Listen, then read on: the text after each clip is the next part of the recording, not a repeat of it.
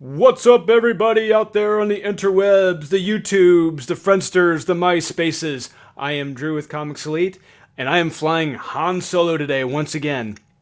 So Kyle's got to deal with a rat problem. Sean's flying down to Florida. It's a whole thing. So they figured, hey, you're staying here for a few more days before you leave. Why don't you do the new comics? It's like, sure, why not? I'll take one for the team. It's a pretty interesting week, the books this week. There's some stuff I was expecting more out of, didn't get much out of. Some stuff I wasn't expecting much out of, I got a lot more out of. Who'da thunk it? So real quick, before we start, please be sure to like, subscribe, comment, hit that notification bell down there somewhere. Helps us a lot and helps us with the YouTube algorithms and such. And before we start again, Batman 89, Carla Cohen. Yes, absolutely. Koa's just came in, guys. There we go. MegaCon exclusive. There we go.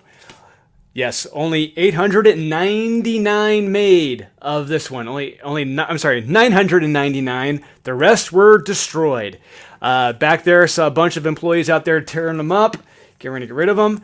Yeah, so this is it, guys. Be sure to try to get these at MegaCon while you can. All right, come see us at the booth.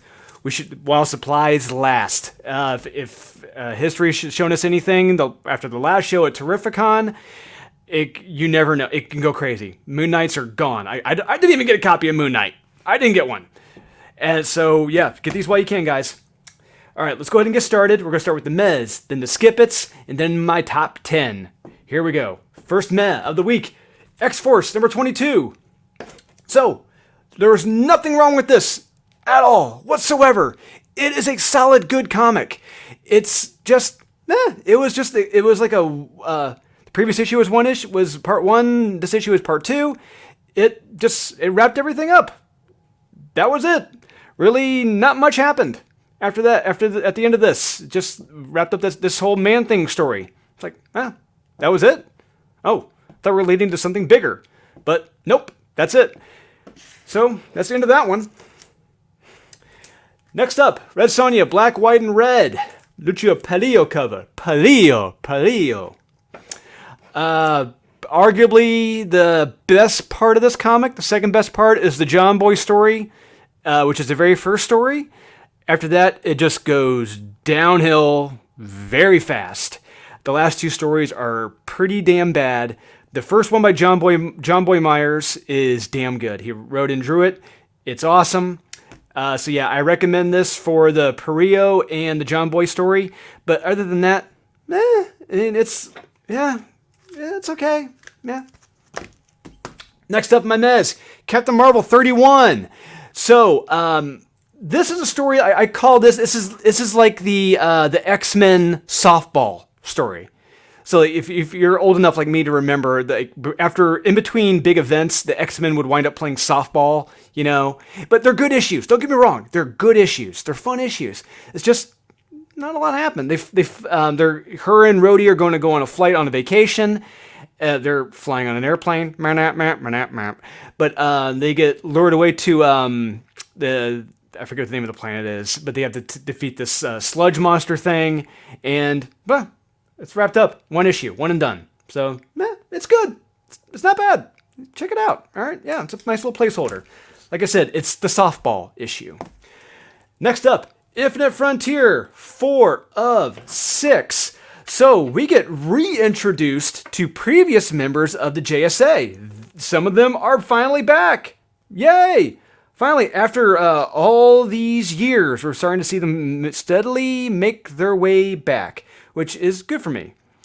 It's a wild, weird, and just all over the place ride. It's pretty crazy. Some of the parts with Calvin Ellis and Thomas Wayne really drag, but they've really turned Thomas into a neutered version of himself. Like if you remember Thomas Wayne from Flashpoint and dare I say the Tom King Batman stuff with Thomas Wayne at the very end, he was much tougher in those stories than in this. He's pretty much a shell of what he used to be, which is kind of a shame. But it's a meh. 2 issues to go.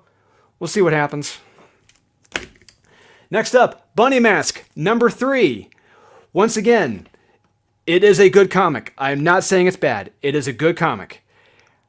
However, they really focus more on the relationship between these two. You know, are they or aren't they? Are they a thing? Are they not? Are they going to do it? Are they not going to do it? But they really bury the lead with how, spoiler alert, how other people have these psychic or thoughts that they're hearing. It's not just this guy. Or wait a minute, here we go. Not just this guy right here. There's also the sheriff and a few others. They're hearing these thoughts from other people, hearing these evil thoughts. And it turns out there's something fishy going on with this young lady. She may not be who she appears to be. But the problem is they really bury that toward the latter half of the comic. And it's just like, this is the important stuff. I want this, you know? I don't care for the nonsensical Suddenly Susan dialogue going on here. Yeah, whoa, 90s throwback. It's a meh. It's not bad. It's good, but they really bury the lead. Next up, Ordinary Gods, number 2. So this is a exposition-heavy issue. Exposition-heavy. Not a lot happens. It's good. We get a lot of background into the story, who the players are, how the world works, who's who, how they're reincarnated. They're gods who are reincarnated from another universe, and we discover our titular hero here. He was reincarnated sort of recently, kind of in the last 50 years, but he was previously someone who was pretty damn evil in world history. It's pretty interesting. So it's a meh. You know, not a lot happens. It's exposition heavy, but it's kind of interesting to see where this person is coming from, you know, in a previous life. Next up, we got Billy the Kit. Billy the Kit, number 1. That is a gun-toting, wascally wabbit. So this was an issue that I did not know what to expect at all going into. I don't. So this is pretty crazy. So there's a boy rabbit from a very religious Catholic family. And he winds up being the lone survivor of a massive tornado that took out his entire family. And immediately after this, he's introduced to the concepts of old gods. He's introduced this by like an old badass goat, and how a tornado god was the one who took out his town and his family. And this bunny wants revenge. Does he get it? You gotta read to find out. This was very fun. It's interesting. It has an interesting, unique tone to it. You know, it's genuine in its respect for religion, which is great. You don't see that too often, and it takes a weird turn at the latter half, but it's interesting. You might want to check it out if you can find it. Check it out. It's worth it going through. You know, to see if it'd be your thing. It's not bad. It's interesting. It's different. Next up, Kiss. Phantom Obsession, number 1. So yes, all right, I'm going to say it here. This is my first Kiss comic I have ever read. First one I've ever read. I've loved the covers by Stuart Sager and Jay Lee, but this is my first time actually reading a Kiss comic. This was a lot of fun. So Kiss has been paid to perform for a mysterious billionaire and his staff on at a mysterious location. We don't know if it's an island, a city, blah, blah, blah. We just know it's a mysterious location. But the billionaire has ulterior motives with the legendary band, as it involves possibly making them gods. This was a fun read despite the interior art being kind of bland. The interior art is not that good. It's kind of like on the bunny mask level where it's like, it's kind of sketchy. But the story is it's fun. It's a fun, lighthearted story, and it's kind of interesting to see where it goes. And I'm going to be there for issue 2. See what happens. Turning Kiss into gods? Okay, sure. Let's see what happens. So, those are my mehs. You know, they're not bad. Now, let's get to the stinkers of the week. The ones that are the real kernels of corn in the shit. All right, here we go. First up, we got Pennyworth, number 1. All I'm going to say is, read James Bond. Watch James Bond. The setup to this comic is James Bond. I don't understand the point of this comic. I know it's a tie-in to the TV series that's on PICS or Pluto or whatever, one of the 100 streaming services. I'm sure it's good. I haven't watched it. I'm just not interested in it. I'll watch James Bond. I'll read James Bond. Much more interesting of a character. I'd much rather read this James Bond kicking ass and betting ladies. This guy is pretty much a cuck. I'm sorry. That's how he is. And next, skip it. We got I Am Batman. So, two things. One, I said this before. I think Kyle said this too. If one, I take this from the show Game of Thrones. If one has to say he is king, he is not truly king. Case in point, if one has to say you are Batman, you are not Batman. Map. That's how it is. Sorry. And plus, he never struggles. When you read this comic, everything comes easy to him. Whether it's fighting, figuring things out, it all is easy. It's all a piece of cake. Whereas Bruce Wayne, read Batman Year One, the early adventures, he's struggling. He's getting his ass kicked. You don't know if he's going to survive. And this guy, it's like everything is easy. Everyone's an idiot around him. He's the genius. It's like, I don't understand. Where is the struggle? There is no struggle with this character. No struggle, no challenge, no fun, boring. Skip it. Hardware, number 1. It's my next skip it. And holy bejubals. This flippin' comic. Man, I gotta get to my notes for this one. I had a lot to say about this one. So, Trash Can Iron Man. There he is, Hardware. Trash Can Iron Man. That's how I've always seen him ever since I was a kid. It's like, he's like Iron Man, but like the Kmart version of Iron Man. It's like Transformers the GoBots. So, this is the guy who thinks he's Elon Musk, but who's responsible for the riot tear gas that's melted the faces off all the people in the protests. And it's hysterical how they've tried rewriting this from the milestone issue number 0 to make him look more like a victim, which is just terrible because, he did this. He is not a victim. He did this. So this guy is responsible for horribly disfiguring kids. He shows no compassion for it at all and says to police, "Bring it on. I got something for you. I'm going to kill your ass." It's like, this guy isn't a very good scientist. He melts the faces off people, shows no compassion, and makes a trash can suit. Congratulations. You get Hardware.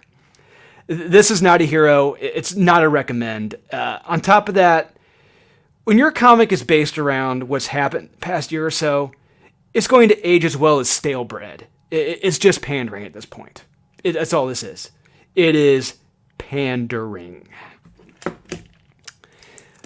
Last skip it for the week. Oh, actually, you know what? I grabbed the wrong one. So you're going to miss that vent. But my last skip it was going to be Batman Urban Legends number 6. And boy, oh boy, was that a stinker. You know what? I'm just going to put this up as a placeholder. The Joker number 6. But that's more of a meh than anything else. Batman Urban Legends number 6. The comic was very weird. The ending to the main story felt odd and wrong in so many ways. And then the Tim Drake story. So, look.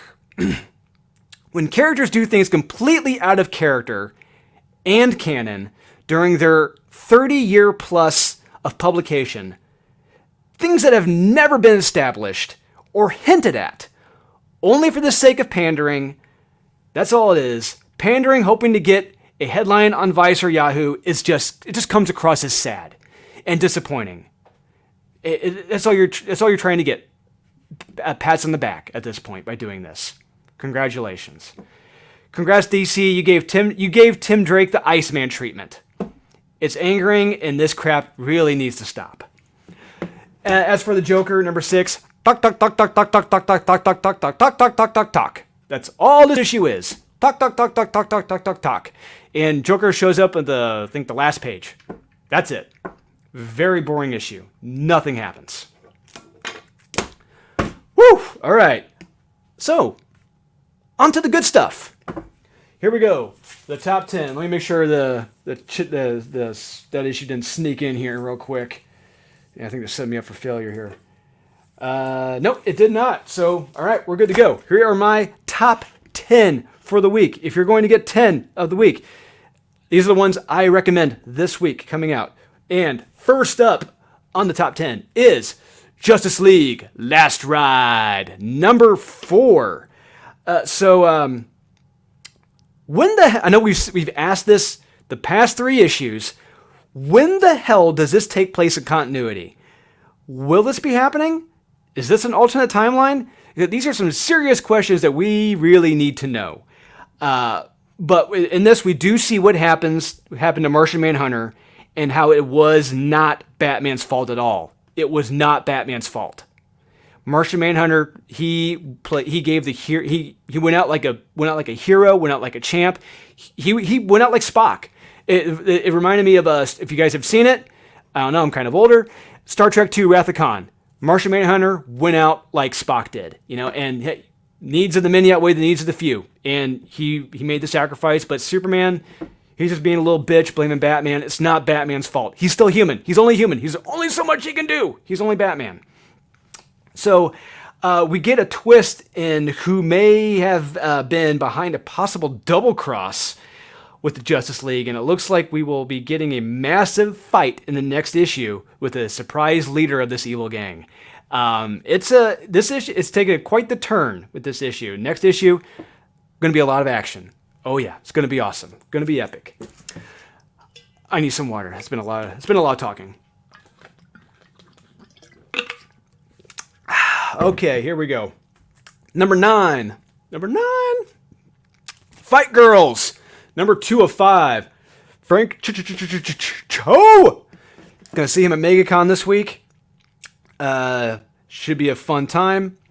So, in this story, the survivors of the last challenge are on a desert planet, which looks fairly simple at first. Hey, a desert planet, just gotta get to this button thing, gotta press it, beep, I win. Until a giant tortoise and scorpion show up. And one of the girls may not be telling the whole truth about their past and who they are. Very interesting. Terrific art, a lot of fun, action-packed, it's very kinetic, goes by very fast. I highly recommend this. You are going to enjoy this. If you didn't read the previous issue, I'm sure here at Comics Elite, hit up Ernie during a live sale on Facebook. I'm sure he can grab you a copy. I know we have quite a few.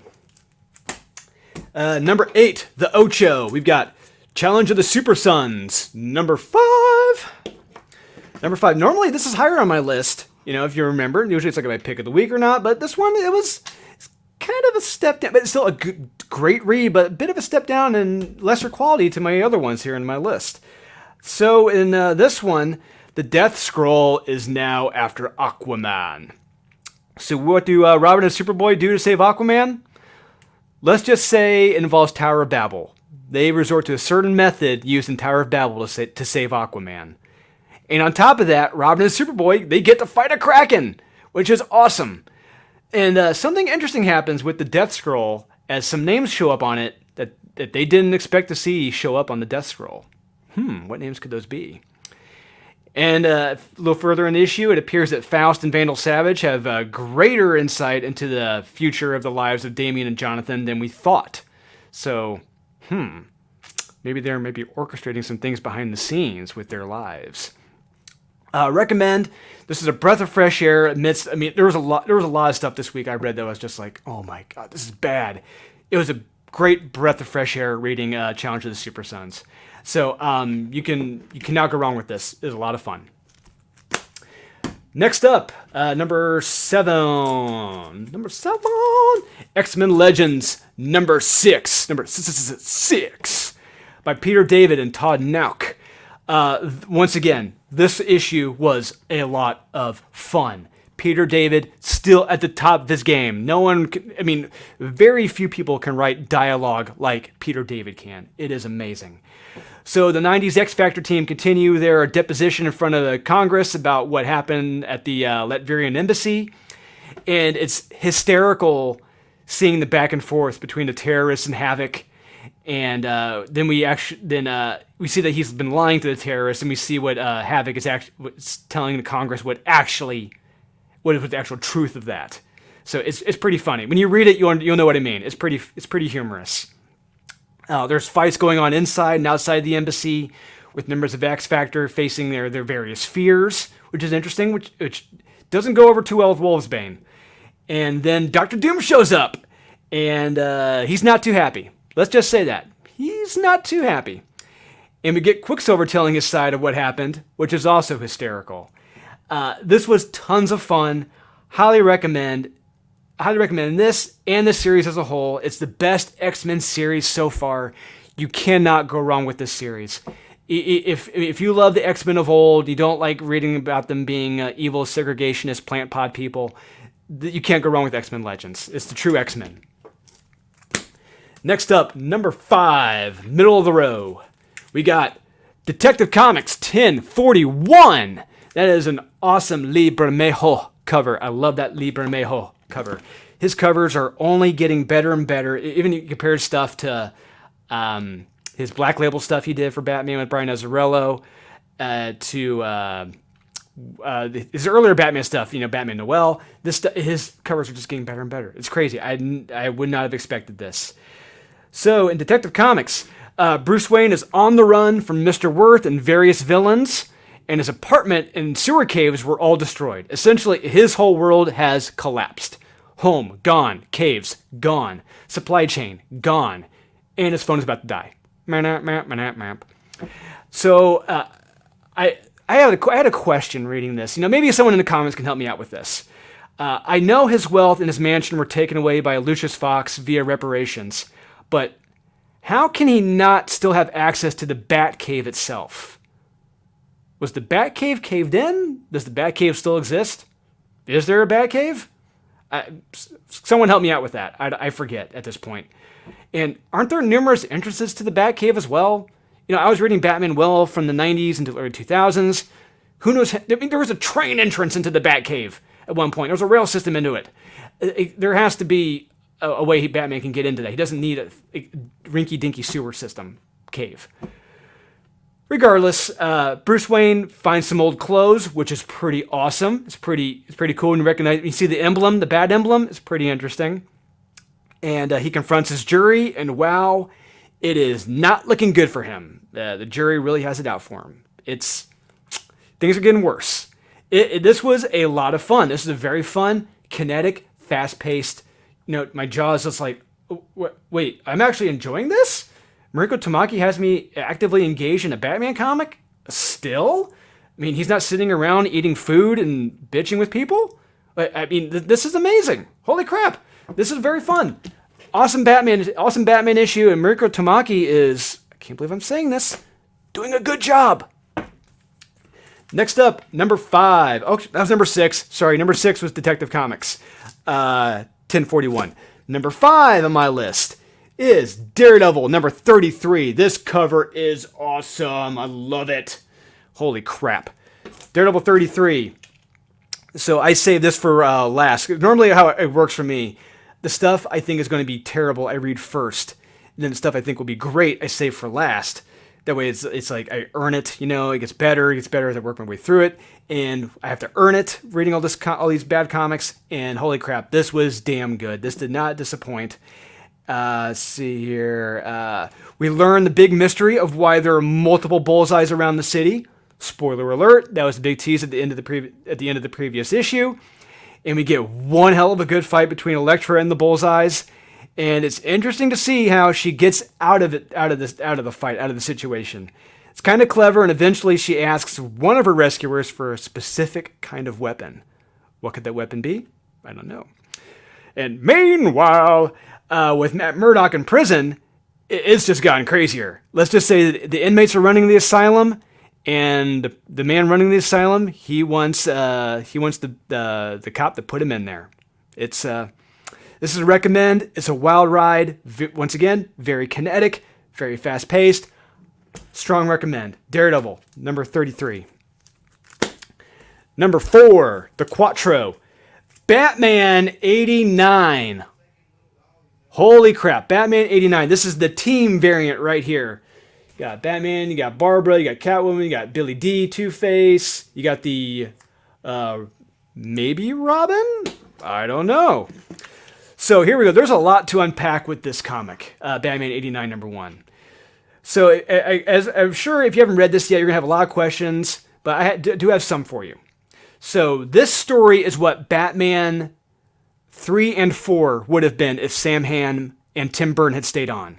So what happens in this is what would have happened after Batman Returns in those next two movies. So I read this comic 4 times. I read this 4 times. Is it a solid, good comic? Absolutely. Yes, absolutely. Is it great? No. Is it terrible? Absolutely not. It's a solid, good comic. There's a lot of great things I like about this. There are some things I'm scratching my head about, and there are a few things about this that I'm somewhat concerned about for future issues. They're small things. I'm hoping they're kind of dropped with this issue. I'm not trying to nitpick, but hey, as a critic, you got to nitpick things, and it's like, that doesn't feel right. But hopefully it's just that issue. Obviously, the good outweighs the bad with this. The art is damn good. Joe Quinones, his art is fantastic.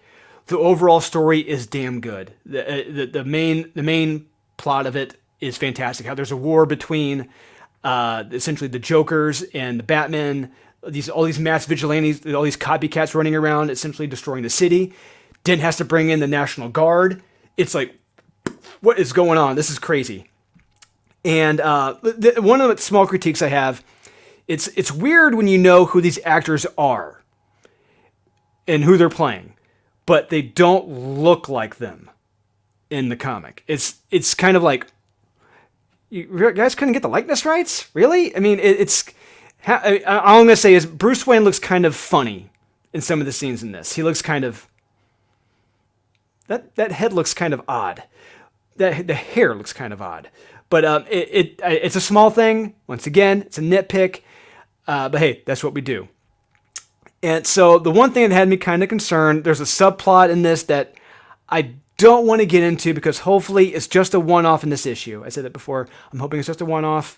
But I will say this again. I said it before in previous shows. Stealing is not right. On a whole, it's solid good. I was just recommending Batman 89 #1. Oh yeah? Yeah. You mean this? Yes. MegaCon. You guys listen to this guy still? Oh, jeez. Yeah, 27 minutes in. Comics. Yeah. Oh, man. He didn't even read any this week. He just guessing about them. Secret. Okay, I'm just kidding. Okay, Ernie read them all. Yeah. Hey, guys, free comic book day. Check out the website. Mm-hmm. We have bundles, mystery boxes with free comic book day books in them. It's going to be epic. And MegaCon, stay tuned. Live sales. He has tons of shit planned for MegaCon. Yes, schemes. It's going to be awesome. Yeah. So, see you guys super soon. Bye.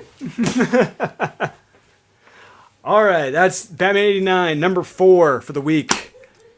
#3, Trace. Oh, you're leaving, Ernie? Yeah. All right, bye, Ernie. #3, Spider-Man, Spider Shadow, #5, the titular final issue, the conclusion. Or is it the conclusion? So normally Chip Zdarsky, he does not do a good job of sticking the landings with his series, but holy crap, he sticks the landing with this. This issue goes out with a bang, and let's just say not everyone makes it out of this alive. All right? Yeah, there are some deaths in this. Not everyone makes it out alive. Solid conclusion with an intriguing possible follow-up series. I hope it does go there, because I know it's a what-if series, but this world that Chip has made, and what he's teasing, it's like, I kind of want more of this. It's like, go on, continue. You've got me intrigued. So I highly recommend this. Solid recommend, solid issue, solid conclusion, quote-unquote conclusion. Cannot go wrong with this. My #3 pick of the week, Spider-Man, Spider Shadow, #5. Gotta get another swig of water. That's a lot of talking. I should have grabbed some water when Sean was talking. Okay. #2 pick of the week is the Silver Coin, #5, Covenant. There we go. Get rid of that glare. And holy crap. All I'm going to say is this was arguably the most disturbing issue of all the issues. This is if there's one, excuse me. Very few comics I've read recently in the last few years that I've read that have left me with like images ingrained in the back of my head. Ice Cream Man #1, for example, is one of them.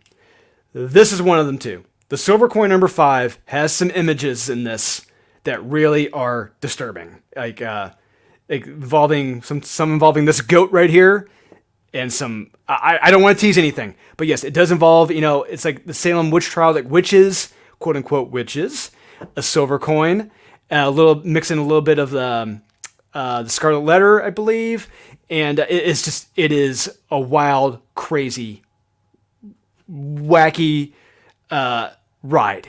You cannot go wrong with this. This is damn creepy, unsettling. The imagery in this will probably ingrain some images in the back of your head for the rest of the time. I'm not gonna lie. It is damn good. Probably one of the best, if not probably the best issue of the series so far. Silver Coin #5. My #1 pick of the week. Whatever could it be? What could it be? Could it happen to be Defenders #1? Yes, it is. Defenders #1. Ron Lim cover right there. So, I thoroughly enjoyed this comic. I read this sucker 4 times. 4 times. I enjoyed it that much. It's one of those where it's like, I read the first time, I'm like, did I enjoy this? Read it again. Did I really enjoy this a second time? Read it again. I think I enjoyed this. I read it again. I'm like, yeah, this is a solid, damn good comic. To be honest with you, I think this is one of the most fun Al Ewing comics he's ever written. Bar none. Absolutely. There's a lot of celestial and space gobbledygook going on in this, so you may have to take your time reading this. I know some of this stuff, so you take your time. You're going to have to look up some names and people, like the Masked Raider. If you don't remember the Masked Raider, pull out your Marvel Legacy 1000. Yeah, remember this. Marvel Legacy 1000. The Masked Raider is in it. This is a follow-up to that. So remember, the Masked Raider, his mask is a piece of eternity. Yes, his mask, it took me a while to really wrap my brain around that. I'm like, his mask is part of it. It's part of eternity, and it's like, he carries guns. I'm like, okay, I guess I can go with that. And we got time magic involved, and how it's running wild, and how they need to stop Zoda from destroying the timeline. And what does Doctor Strange do? He gets his tarot cards out, and gets the Defenders back together. But they're not a team, all right? Remember that. The Defenders are not a team. We get introduced to a new version of Galactus, which is a combo of multiple other Marvel villains, and it is weird, wild, and crazy. Safe to say, each page in this, I did not know what to expect coming next. Much like this, Batman 89, Spider-Man, Spider Shadow, Silver Coin, I did not know what to expect with each page. This one, it is a wild ride. It's just like, what is going on here? This is crazy. This is a fun, wild, crazy comic, and I'm hoping issue 2 sticks the landing as well. Strong, highest recommends, Defenders #1 by Al Ewing. So once again, shameless plug. Batman 89, Terrificon. I'm sorry, MegaCon. MegaCon. Orlando, Koa, for the one of 999 made. Available only at MegaCon in Orlando. Come see us at our booth while supplies last. Tell them Drew and Sean sent you. And the giveaway for this video, what are we going to do for the giveaway for this video? We will do... what are we going to do for a giveaway? I thought I had a trade. You know what? We're going to put out a trade that I had here. Where did it go? I don't know. Shenanigans. You know what? Here we go. In honor of Suicide Squad coming out, we're going to do Suicide Squad Case Files Volume 1. There we go, people. That's going to be the giveaway for this video. This one is awesome. It's got the first appearances of all the members of the Suicide Squad in here. You got Peacemaker. You got the Thinker. You got Polka Dot Man. Yes, first appearance of Polka Dot Man in here. You got Mongal is in here as well. We get King Shark, Bloodsport. Yeah, it's all in here, guys. Great read. If you don't know any of these characters, great jumping on point. Oh, and the Weasel. Forgot the Weasel's in this too. Yeah. So once again, people, please remember to like, subscribe, comment, hit that notification bell. It's down there somewhere, usually, sometimes. It helps with the algorithm, helps us get our viewership numbers up. We're getting inching closer and closer to 5,000 subs, people. It's wild and crazy. We never would have thought we'd get to that in less than a year. Thank you very much. We appreciate everything you guys do for us. We do not take anything for granted, and we hope we get to see some of you, if not all of you, or a lot of you at MegaCon in Orlando. We'd love to see you guys. So please remember what Sean usually says. Buy what you like. Click what you want. Don't listen to the haters. And just, I'm going to add in, just have a good time reading.